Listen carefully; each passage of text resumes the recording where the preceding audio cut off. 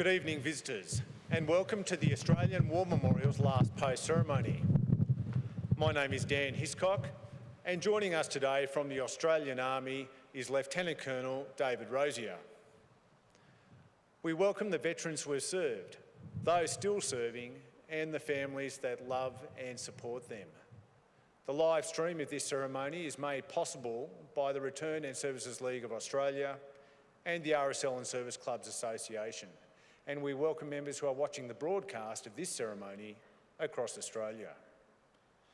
During this evening's ceremony, wreaths will be laid at the base of the Pool of Reflection. Now, if you're able, I invite you to please stand and join in singing the National Anthem.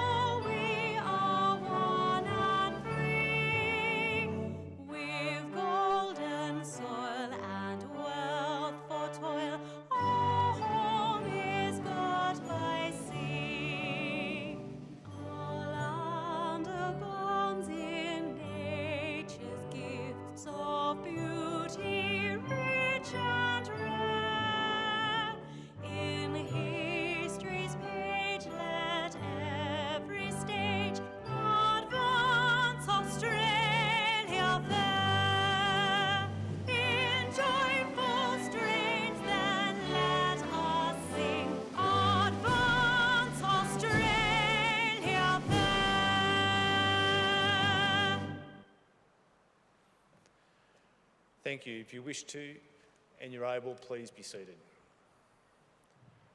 The Australian War Memorial was the vision of Charles Bean, Australia's First World War official historian. Bean landed with the Australian troops on Gallipoli and stayed with them at the front through to the end of the war. The idea of this national memorial and museum came to him at Pozières, France, in the depths of the fighting of 1916. Bean's idea was that this would be a place where families and friends could mourn loved ones buried in faraway places. It would also be a place that could help all Australians understand what these men and women had endured and what they had done for us. Bean's vision, to which we remain true, is best expressed as inscribed in the entrance to the memorial's galleries. Here is their spirit in the heart of the land they loved, and here we guard the record which they themselves made. Tonight, we will read the story behind just one of those on the Roll of Honour, which lists the names of more than 103,000 men and women who have given their lives for us in war and on operations for more than a century. But first we present a lament, Flowers of the Forest. Wreaths or floral tributes will now be laid at the base of the Pool of Reflection.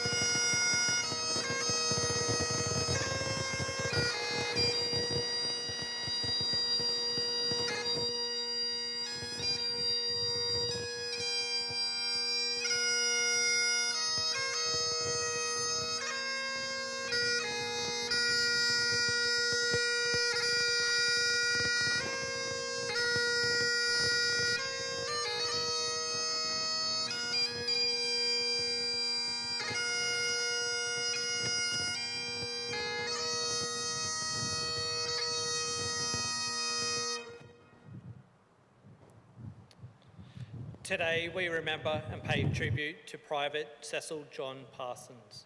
Cecil Parsons was born on the 10th of October 1893 in Ottawa, Queensland. He was one of 14 children born to John Parsons, a builder, and his wife Sarah.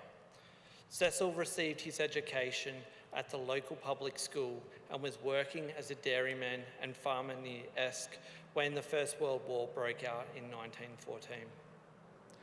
Cecil Parsons enlisted in the Australian Imperial Force on the 12th of January 1916. He was assigned to the 18th Reinforcements of the 9th Battalion and embarked for active service on the 4th of May, sailing from Brisbane on the troop ship Cheong Chung. After a short time in Egypt, Private Parsons embarked for England.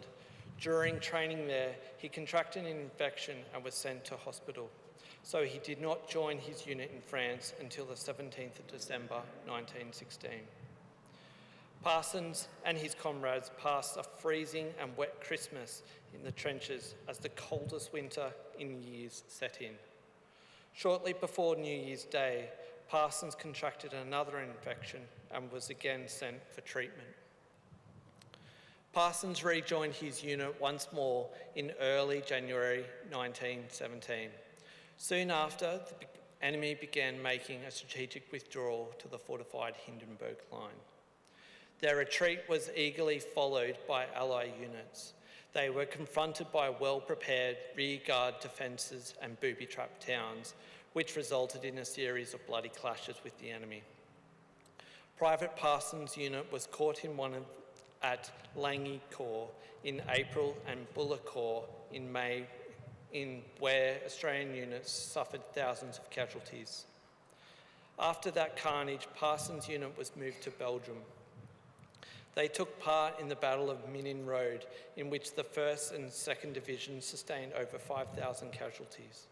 After this devastating battle, the two divisions were relieved and sent behind lines for a period of rest.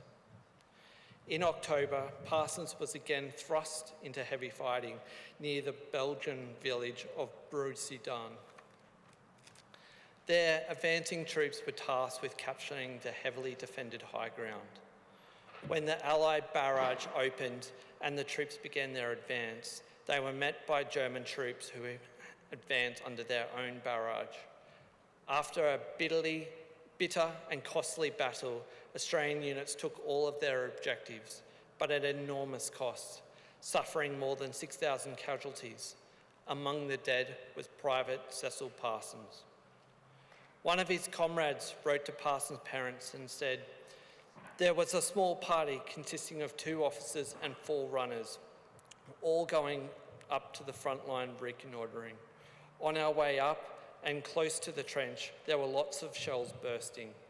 One burst in our midst, wounding 1 officer and killing your son Cecil instantly. I feel your son's death very much. We became great pals and I can tell you I miss him very much." Parsons' final resting place was lost during later fighting. Today he's commemorated on the Miningate Memorial to the missing in Ypres in Belgium. Private Cecil Parsons was 24 years old. His name is listed on the Roll of Honour on my right, amongst almost 62,000 Australians who died while serving the First World War. A photograph of his name listed on the Miningate Memorial is displayed today by the Pool of Reflection. This is but one of many stories of service and sacrifice told here at the Australian War Memorial. We now remember Private Cecil John Parsons, who gave his life for us, for our freedom, in the hope of a better world.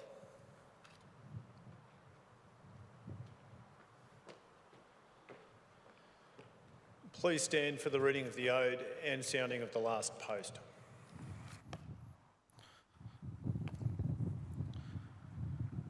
They shall grow not old, as we that are left grow old. Age shall not weary them, nor the years condemn. At the going down of the sun, and in the morning, we will remember them. We will remember them.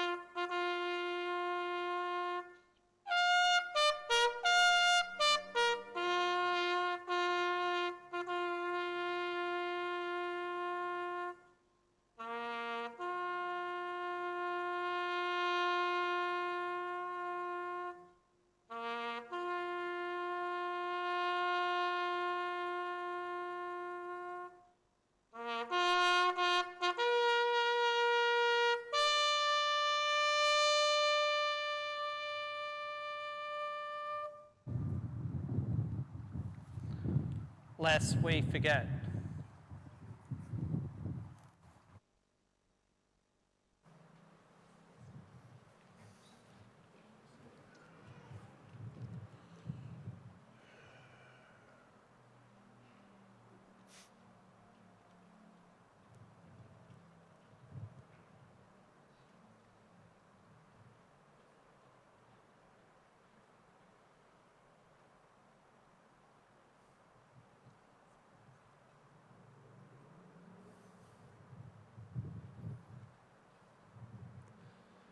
We'll leave you this evening with the words of the memorial's founder, Charles Bean. Many a man lying out there at Poziere or in the low scrub of Gallipoli with his poor, tired senses barely working through the fever of his brain has thought in his last moments, well, it's over, but in Australia, they will be proud of this. Ladies and gentlemen, girls and boys, that concludes the last post ceremony. On behalf of the Director, the staff and volunteers, thank you for visiting the Australian War Memorial today and for your continued support during the Memorial's development project.